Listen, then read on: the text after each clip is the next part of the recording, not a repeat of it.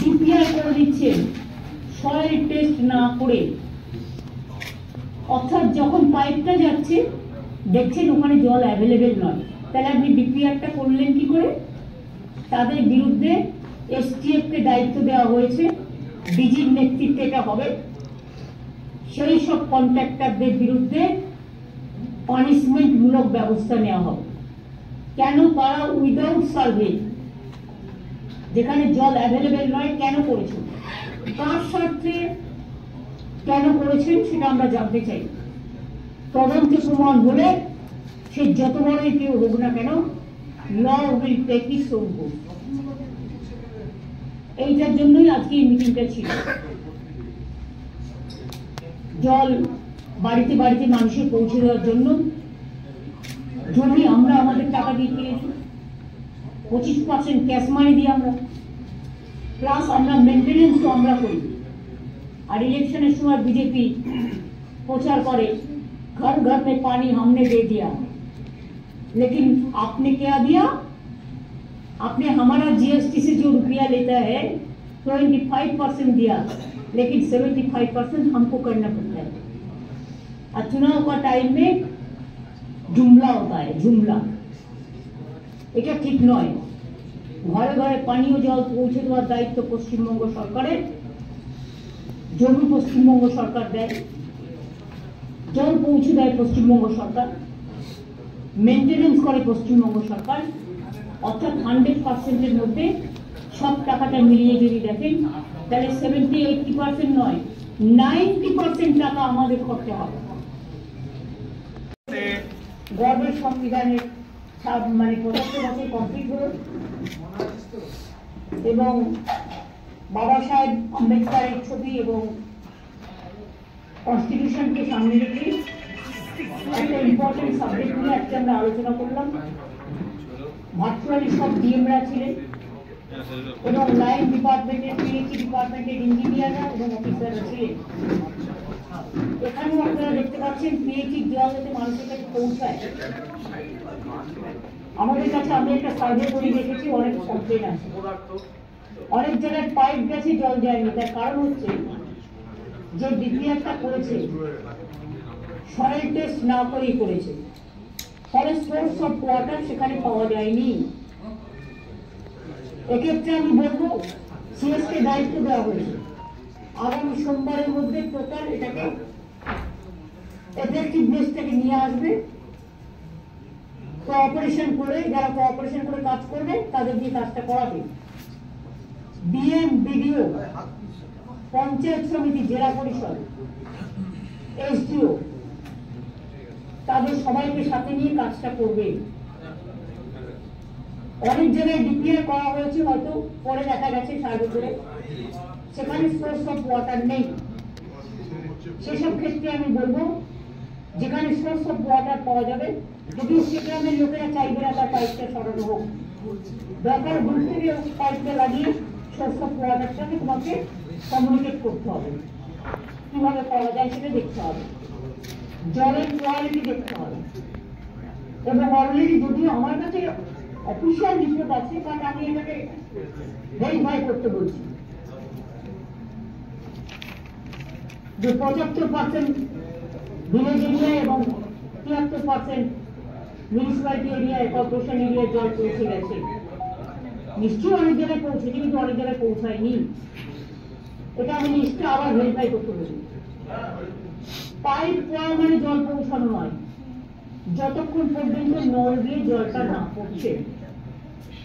আমি সাংবাদিকদের কাছে, সংবাদ মাধ্যমের কাছে একটা অনুরোধ করব, কতগুলো জিনিস আমাদের কাছে আসছে, হয়তো পাইপ দিয়ে যাচ্ছে কোনো একটা জায়গা দিয়ে, কেউ পাইপটা ভেঙে দিচ্ছে, ফুটো করে দিচ্ছে, কেটে দিচ্ছে, দিয়ে তার বাড়িতে রিজার্ভার বানিয়ে নিচ্ছে, চারতলা বাড়িতে, অথবা পাইপটা কেটে দিয়ে তার শস্য কেটে জল দিচ্ছে, অথবা তার চাষের জমিতে জল দিচ্ছে। চাষের জমিতে জল দেওয়ার জন্য ইরিগেশন ডিপার্টমেন্ট আছে, আলাদা পদ্ধতি আছে, কিন্তু জল জলের নাম আর এক নাম জীবন, পানীয় জল। সেই জলের পাইপ কেটে কেউ যদি এই কাজগুলো করে থাকেন, ইমিডিয়েট সেগুলোকে সিল করার ব্যবস্থা করতে হবে।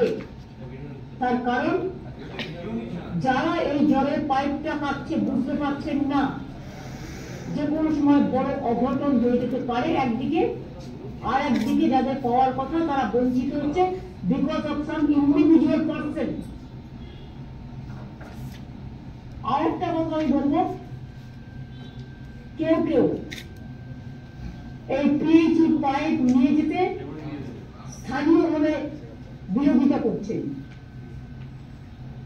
কারো কারো নানা রকম মতলব থাকতেই পারে, কোনো স্বার্থ থাকতেই পারে, তাদের বিরুদ্ধে ডিজিকে দায়িত্ব দেওয়া হয়েছে। সে যেই হোক, কোনো কেউ এটাকে ছাড়া হবে না, স্ট্রং অ্যাকশন নেবার জন্য।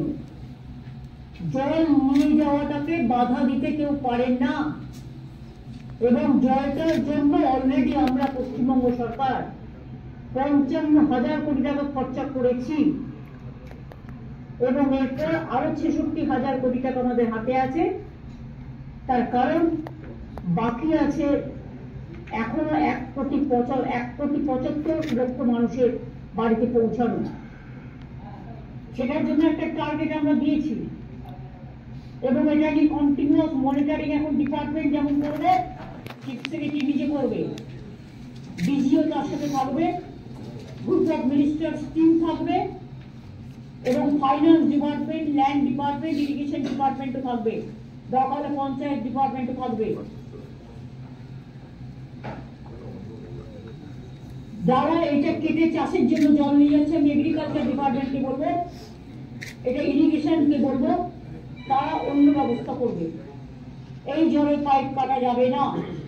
যদি কোনো রকম কোনো অঘটন ঘটে, তাহলে যারা কাটছেন তারা কিন্তু বুঝবেন আগামী দিনের জন্য এটা যে কোনো বড় দুর্ঘটনা ঘটলে রেহাই পাওয়ার কোনো জায়গা নেই।